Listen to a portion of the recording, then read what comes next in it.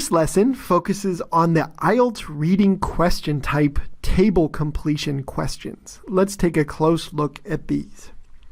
So, just to get familiar with what these questions look like, you're going to have a table, and the table almost always has some type of title to it, okay?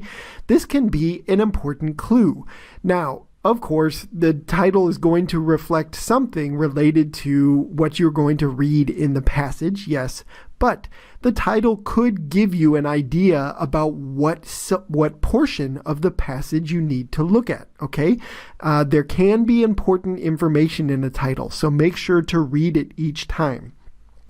Then as we go down, going from top to bottom here, in this case, we have three different aspects of a lesson plan, okay?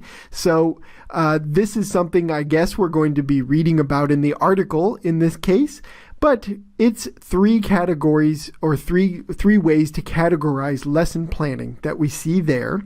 Then across the top, we have a different set of criteria. In this case, we have 4 segments. So we can expect in the article to find information related to 4 different segments.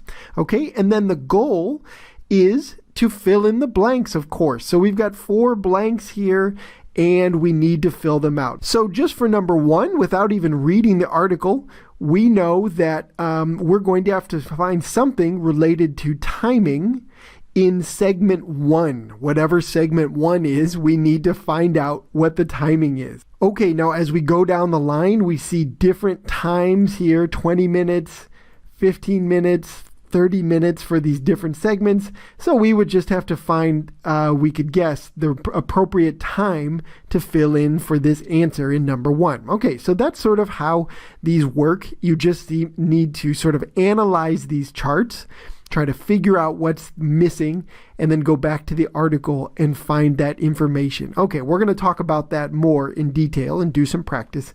This is just an introduction to this question type so you can see what it looks like. All right, now, further introduction. Like other questions in this sort of similar category, like for chart completion, for example, you've seen a similar sort of directions here. We've got 2 types.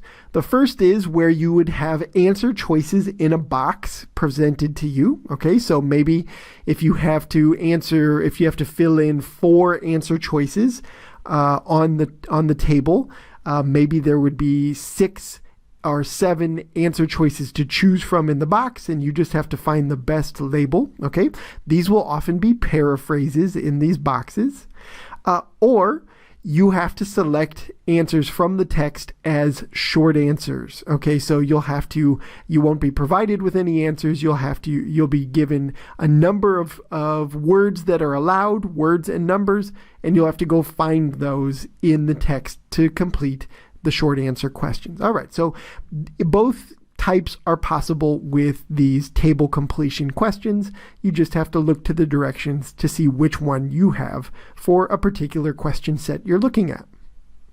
All right, now what should you do to approach this question?